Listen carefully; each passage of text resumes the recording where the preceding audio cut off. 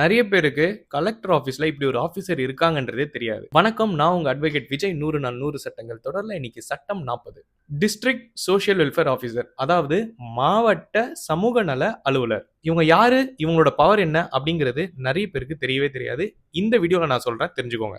District social welfare officer அப்படின்றவங்க எல்லா மாவட்டத்துல இருக்கக்கூடிய கலெக்டரேட்ல ஒர்க் பண்ணக்கூடியவங்க. இவங்க குழந்தைகள், பெண்கள், அதே மாதிரி மூத்த குடிமக்கள், இவங்களுக்கு நடக்கக்கூடிய பிரச்சனைகள், அநீதிகள் எல்லாத்தையும் நீங்க டிஸ்ட்ரிக்ட் சோஷியல் வெல்ஃபேர் ஆஃபீசர் கிட்ட ரிப்போர்ட் பண்ணலாம். உதாரணத்துக்கு ஒரு பெண்ணுக்கு டொமஸ்டிக் வயலன்ஸ் நடக்குது அப்படின்னா, இத நீங்க போலீஸ்ல ரிப்போர்ட் பண்ணலாம். அதே மாதிரி டிஸ்ட்ரிக்ட் சோஷியல் வெல்ஃபேர் ஆஃபீசர் கிட்டயும் ரிப்போர்ட் பண்ணலாம். இப்போ ஒரு குடும்பத்துல சீனியர் சிட்டிசனுக்கு மெயின்டெனன்ஸ் தரல அப்படின்னாலும் நீங்க டிஸ்ட்ரிக்ட் சோஷியல் வெல்ஃபேர் ஆஃபீசர் கிட்ட ரிப்போர்ட் பண்ணலாம். மாதிரி குழந்தை திருமணம் எங்கேயாவது நடக்குதுன்னு வச்சுங்களேன், இத கூட நீங்க டிஸ்ட்ரிக்ட் சோஷியல் வெல்ஃபேர் ஆஃபீசர் கிட்ட ரிப்போர்ட் பண்ணலாம். இந்த மாதிரி சமூக நல பிரச்சனைகள் சார்ந்த விஷயங்களை ரிப்போர்ட் பண்ணக்கூடிய இடம் தான் டிஸ்ட்ரிக்ட் சோஷியல் வெல்ஃபேர் ஆஃபீஸரோட ஆஃபீஸ்.